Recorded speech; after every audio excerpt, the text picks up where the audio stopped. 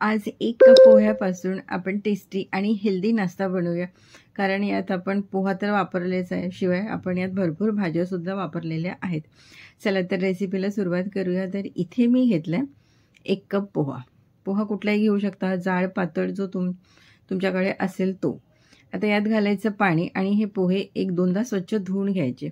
आता हे पाणी आपण फेकून देऊया आणि ते पोहा बघा मस्त आपला नरम झालेला आहे. आता हा घालायचा आपण मिक्सरच्या भांड्यात. नंतर आपण यात घालायचा रवा. तर अर्धा कप मी घेतला आहे रवा.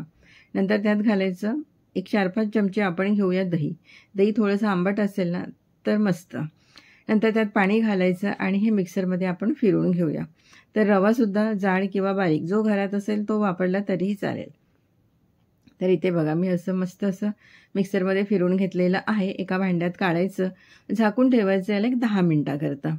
नंतर 10 मिनटांनी झाकण काढायचं. परत एकदा आपण हे हलकंसं फेटून घेऊया. 1 मिनटाकरता फेटायचं, म्हणजे जरा बॅटर आपलं थोडंसं हलकं होईल. नंतर मी यात घातले हिरवी मिरची बारीक कापलेली, अगदी बारीक कापायची. थोडंसं आपण त्यात घालायचं जिरं. नंतर मी त्यात घातलं आहे चाट मसाला. नंतर त्यात घालायचं थोडंसं गरम मसाला. अगदी थोडंसं आपण आलं लसणाची पेस्ट घालायची. नंतर काही आपण व्हेजिटेबल्स यात ॲड करूया. तर गाजर घेतलं आहे, शिमला मिर्च घेतली आहे आणि एक छोटा कांदा घेतलेला आहे. शिवाय मी वाटाणा घेतला आहे, फ्रोझन वाटाणा आहे. अजून कुठल्या भाज्या तुमच्या घरात असतील त्याही घेतल्या तरीही चालेल. थोडीशी कोथिंबीर घातली आणि परत जर अजून जास्त तिखट हवं असेल तर थोडं त्यात तुम्ही चिली फ्लेक्स घालू शकता. नंतर मीठ घालायचं आणि हे आपण एकदा परत मिक्स करून घ्यायचं. आता जर तुम्ही बघितलंच असेल यात आपण भरपूर भाज्या वापरल्यात, त्यामुळे आजचा आपला हा नाश्ता अतिशय टेस्टी होणार आहे, हेल्दी तर होणारच आहे. यात आपण थोडासा एक तडका घालूया. तर तेल गरम केलं आहे. नंतर त्यात घालायचं राई, जिरा आणि थोडंसं आपण हिंग घालायचं. कढीपत्ता असेल तर कढीपत्ता पण तुम्ही यात घालू शकता. आणि हा गरम गरम तडका आपण आपल्या बॅटरमध्ये घालायचं आणि हे लगेच आपण फिरवून घेऊया. म्हणजे आपण जो तडका घातला आहे तो सगळीकडे व्यवस्थित मिक्स होईल. आणि हे 1 ते 1.5 मिनिट आपण मस्त असं फिरवून घेऊया. नंतर यात घालायचा बेकिंग सोडा. तर अगदी थोडासा मी घेतलेला आहे, खूप नाही घ्यायचा, अगदी थोडासा बेकिंग सोडा मी त्यात घातलेला आहे. एकदा आपण हे परत फिरवून घेऊया. बॅटर आपलं तयार आहे. आणि गॅसवर मी ठेवला एक छोटा पॅन, नॉनस्टिक पॅन आहे. कुठलाही पॅन घेतला तरीही चालेल, कुठलाही तवा घेतला तरी चालेल. अगदी थोडंसं तेल लावायचं, अगदी थोड्या तेलात आपल्याला हा नाश्ता बनवायचा आहे. तेल लावून घ्यायचं सगळीकडे. चमचा, 1.5 चमचा किंवा 2 चमचे बॅटर त्यात घालायचं आपण.